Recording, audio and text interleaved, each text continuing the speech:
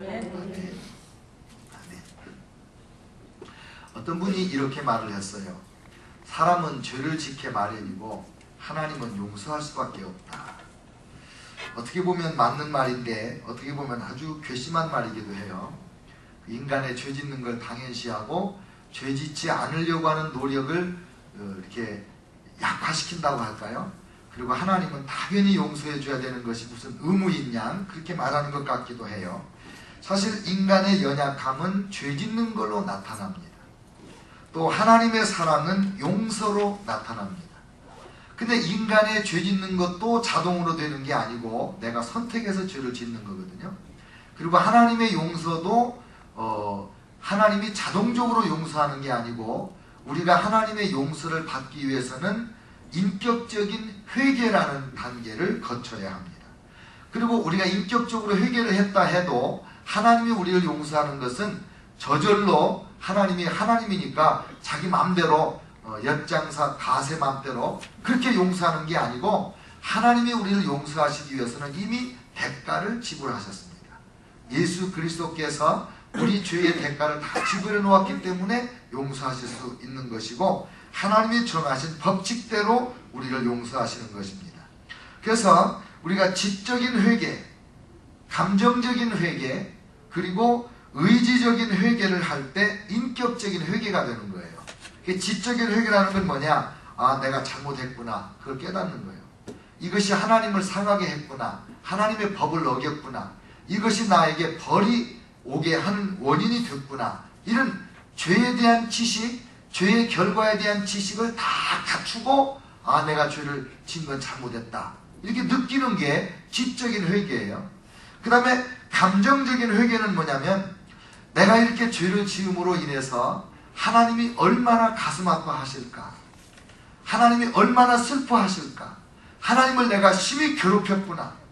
이 죄가 나도 불행하게 만들었지만 이 죄로 말미암아 우리 하나님이 너무 고생을 하시는구나.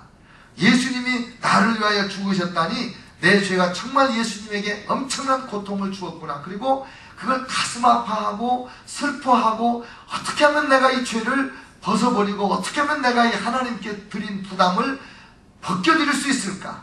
그런 그 감정적으로 아파하고 슬퍼하고 괴로워하고 그리고 못 견뎌하는 이런 감정적인 회개가 있어야 됩니다.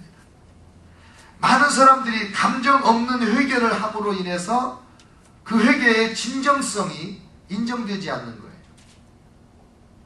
밀양이라는 영화를 보셨습니까? 밀양. 예, 보신 분 계시네요. 저는 그 영화를 못 봤고 신문에서 인터넷에서 영화에 대한 그 내용을 쭉 쓴 거 해설, 평론 이런 걸 제가 읽었어요.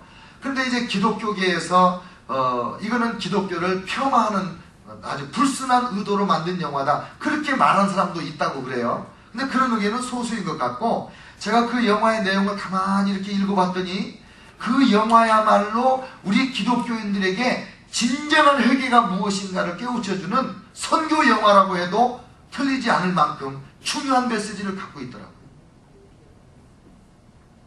그 주인공 전도연이라는 영화 배우가 그 내용은 제가 잘 모르겠어요. 자기에게 엄청 죄를 짓고 감옥에 가 있는 사람을 용서할 마음이 생긴 거예요. 그래서 감옥에 면회를 갔더니 내가 당신의 죄를 용서합니다. 이 말하기 전에 그 죄수가 먼저 말하기를 나는 예수님 믿고 다 용서받았습니다. 이렇게 말해버렸다는 거예요. 그러니까 오히려 용서하러 갔다가 화가 난 거예요. 하나님 당신은 누구기에 내가 용서하지 않았는데 저 사람을 용서했습니까? 이러면서 방황을 했다. 그런 그 내용을 읽고 어쩌면 이렇게 이 잘못된 회개에 대한 내용을 영화 감독이 이렇게 멋지게 지적할 수 있겠는가? 제가 정말 감동을 했어요. 그 죄수의 회개는 뭐가 빠졌냐면 내가 그 전도연이라는 그 영화 주인공 그 주인공에게 너무나 큰 아픔을 주었구나. 얼마나 슬플까, 얼마나 괴로웠을까, 얼마나 그의 인생이 불행해졌을까. 나는 나쁜 놈이구나. 내가 그를 불행하게 만들었구나. 이런 뼈저린 가슴을 치는 이 옷을 찢지 않고 마음을 찢는 이런 감정적인 뉘우침이 없이 쉽게 하나님이 날 용서했다. 예수님이 내 죄값 다 지불했다. 그래서 문제가 되는 거 아닙니까? 이 감정적인 회개가 굉장히 중요합니다. 사람들, 특히 우리 정적인 한국 사람들하고 대화를 해보면 논리적으로 이성적으로 아무리 설득을 해도 그때 다 얘기 끝나고 나서 이해가 됩니까? 이해됩니다. 동의하십니까? 동의합니다. 그러면 이제 사인합시다. 아무래도 아닌 것 같은데요. 왜? 감정이 통하지 않은 거예요. 왜 한국 사람들의 비즈니스가 저녁에 술집에서 되고 벌금 대낮에 사무실에서 정식으로 안 되냐? 왠지 아세요? 술집에서 막 대접하고 예쁜 여자 옆에 앉혀주고 그러면서 사장님 하면서 그냥 혀꼽을 아버지는 소리하고 이럴 때 감정적으로 기분이 좋아지고 야, 저 사람이 나를 왕처럼 대접하는 거 보니까 절대로 나에게 속일 놈이 아니구나. 아, 그래, 비즈니스 합시다. 거기서 사인해준다는 거예요. 감정이 감정. 부부간에 티격태격 싸우는 이유가 뭐예요? 바람도 안 피고 열심히 일하고 얼마나 훌륭한 남편이야. 당신은 날 사랑하냐고. 내가 이렇게 열심히 일하는 거 보면 알잖아. 그렇게 말하는 남자 있거든요. 전혀 감정적 사랑이 뭔지 모르고 그저 사랑을 느낄수록 더 직장에서 열심히 일하고 더 일찍 출근하고 더 늦게 퇴근하는 그런 철없는 남자들이 얼마나 많은지 모르거든요. 아니, 철은 있어요. 근데 감정이 메마른 남자들이죠. 그러니까 이 회개도 지적인 회개 플러스 감정적인 회개가 진정으로 있을 때, 그래서 어떤 사람들이 왜 나는 이렇게 눈물이 나는지 모르겠어요. 그게 감정적으로 회개가 되기 시작하는 거예요. 심지어 어떤 사람들이 성령 받아서 우는데 내가 왜 우는지도 모르고 하여간 아무 개를 위해서 기도만 하면 울어요. 그거는 성령의 슬픔을 내가 대신 우는 거예요. 그 죄인이 울어야 되는데 그 죄인은 울지 않으니까 하나님께서 나로 하여금 대신 울게 하시는 거예요. 그래서 왜 우는지 모를 때 눈물이 나면 그냥 우세요. 그냥 눈물 닦고 일어나지 말고. 누군가는 울어야 하나님이 역사하신다는 거예요. 누군가는 눈물을 흘릴 만큼 흘려야. 그 다음에 이제 의지적인 회개가 뭐냐? 머리로 알았어요. 가슴으로 가슴 아파했어요. 죄송하고 미안했어요.